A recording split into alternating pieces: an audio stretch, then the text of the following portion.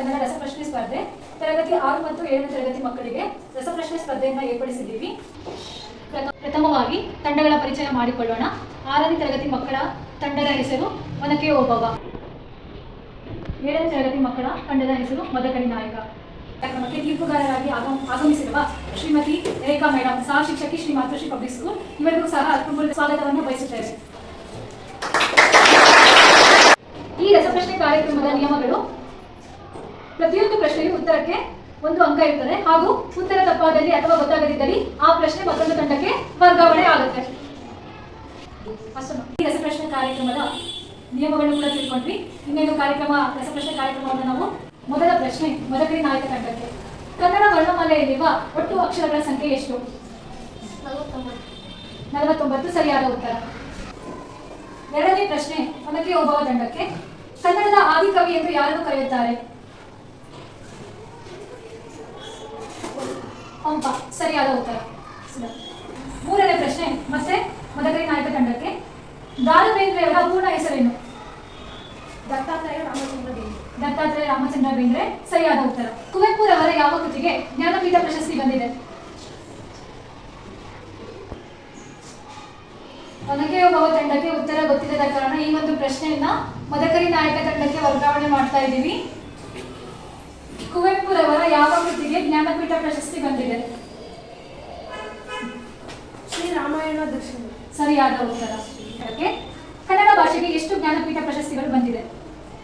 8, ಸರಿಯಾದ ಉತ್ತರ. ಮುಂದಿನ ಪ್ರಶ್ನೆ ಒನಕೆ ಓಬವ್ವ ತಂಡಕ್ಕೆ. ಕನ್ನಡ ಬಾವುಟದಲ್ಲಿ ಬಳಸಿದ 2 ಬಣ್ಣಗಳು ಯಾವುವು? ಹಳದಿ ಮತ್ತು ಕೆಂಪು, ಸರಿಯಾದ ಉತ್ತರ. ಈ ರಸಪ್ರಶ್ನೆ ಕಾರ್ಯಕ್ರಮದ 7ನೇ ಪ್ರಶ್ನೆ. ಯಾವ ದಿನವನ್ನು ಕನ್ನಡ ರಾಜ್ಯೋತ್ಸವ ಎಂದು ಆಚರಿಸಲಾಗುತ್ತದೆ? ನವೆಂಬರ್ 1, ಸರಿಯಾದ ಉತ್ತರ. ಮುಂದಿನ ಪ್ರಶ್ನೆ ಒನಕೆ ಓಬವ್ವ ತಂಡಕ್ಕೆ. ಕನ್ನಡ ಸಾಹಿತ್ಯದ 3 ರತ್ನಗಳು ಯಾರು? ಮತ್ತೊಮ್ಮೆ ಕೇಳ್ತಾ ಇದ್ದೀನಿ ಈ ಪ್ರಶ್ನೆನ. ಕನ್ನಡ ಸಾಹಿತ್ಯದ 3 ರತ್ನಗಳು ಯಾರು? ಓಕೆ, ಈ ನಿಮ್ಮ ಪ್ರಶ್ನೆಯನ್ನ ನಾವು ಮದಕರಿ ತಂಡಕ್ಕೆ ವರ್ಗಾವಣೆ ಮಾಡ್ತಾ ಇದ್ದೀವಿ. ನೋಡೋಣ ಅವರು ಆನ್ಸರ್ ಹೇಳ್ತಾರ ಹೇಗೆ ಅಂತ. ಕನ್ನಡ ಸಾಹಿತ್ಯದ 3 ರತ್ನಗಳು ಯಾರು? ಪಂಪ, ಪೊನ್ನಾರನ್ನ, ಸರಿಯಾದ ಉತ್ತರ. ಮುಂದಿನ ಪ್ರಶ್ನೆಯನ್ನ ಮದಕರಿ ನಾಯಕರ ತಂಡಕ್ಕೆ ಕೇಳೋಣ. ನಟ ಸಾರ್ವಭೌಮ ಎಂದು ಯಾರನ್ನು ಕರೆಯುತ್ತಾರೆ? ಡಾಕ್ಟರ್ ರಾಜ್ಕುಮಾರ್, ಸರಿಯಾದ ಉತ್ತರ. ಈ ರಸಪ್ರಶ್ನೆ ಕಾರ್ಯಕ್ರಮದ 9ನೇ ಪ್ರಶ್ನೆ. ಭಾರತ ರತ್ನ ಪ್ರಶಸ್ತಿ ಪಡೆದ ಮೊದಲ ಕನ್ನಡಿಗ ಯಾರು?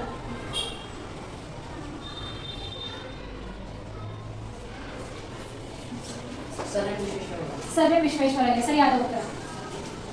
ಒನಕೆ ಓಬವ್ವ ತಂಡಕ್ಕೆ ಕೇಳ್ತಾ ಇದ್ದೀನಿ. ಕರ್ನಾಟಕ ರಾಜ್ಯದ ಮರ ಯಾವುದು? ಶ್ರೀಗಂಧದ ಮರ, ಸರಿಯಾದ ಉತ್ತರ. ಮುಂದಿನ ಪ್ರಶ್ನೆ. ಕರ್ನಾಟಕ ದಾಸ ಸಾಹಿತ್ಯದ ಪ್ರಮುಖರು ಯಾರು? ಕರ್ನಾಟಕ ದಾಸ ಸಾಹಿತ್ಯದ ಪ್ರಮುಖರು ಯಾರು? ತಪ್ಪಾದ ಉತ್ತರ. ಕಾಳಿದಾಸ ತಪ್ಪಾದ ಉತ್ತರ. ಕನಕದಾಸ 1 ಸರಿಯಾದ ಉತ್ತರ.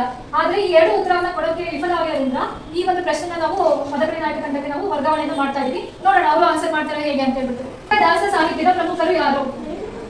ಕನಕದಾಸ, ಪುರಂದರದಾಸ, ಸರಿಯಾದ ಉತ್ತರ. ಮುಂದಿನ ಪ್ರಶ್ನೆ ಮದಕರಿ ನಾಯಕ ತಂಡಕ್ಕೆ. ಕುವೆಂಪುರವರ ಪೂರ್ಣ ಹೆಸರೇನು? ಕುಪ್ಪಳ್ಳಿ ವೆಂಕಟಪ್ಪನ ಮಗ ಪುಟ್ಟಪ್ಪ, ಸರಿಯಾದ ಉತ್ತರ. ಈ ರಸಪ್ರಶ್ನೆ ಕಾರ್ಯಕ್ರಮದ 14ನೇ ಪ್ರಶ್ನೆ ನಾವು ಒನಕೆ ಓಬವ್ವ ತಂಡಕ್ಕೆ ಕೇಳ್ತಾ ಇದ್ದೀವಿ. ಕರ್ನಾಟಕದ ಸಾಂಸ್ಕೃತಿಕ ಮತ್ತು ಕಲಾನಗರಿ ಎಂದು ಯಾವ ಜಿಲ್ಲೆಯನ್ನು ಕರೆಯುತ್ತಾರೆ? ಮೈಸೂರು, ಸರಿಯಾದ ಉತ್ತರ. ಈ ಒಂದು ರಸಪ್ರಶ್ನೆ ಕಾರ್ಯಕ್ರಮದ ಕೊನೆಯ ಪ್ರಶ್ನೆ ನಾವು ಮದಕರಿ ನಾಯಕ ತಂಡಕ್ಕೆ ಕೇಳ್ತಾ ಇದ್ದೀವಿ. ಕನ್ನಡದ ಮೊಟ್ಟ ಮೊದಲ ರಾಜಮನೆತನ ಯಾವುದು?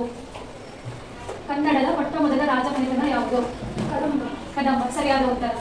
ಈಗ ಈ ರಸಪ್ರಶ್ನೆ ಸ್ಪರ್ಧೆಯ ಫಲಿತಾಂಶವನ್ನು ತಿಳಿದುಕೊಳ್ಳುವ ಸಮಯ.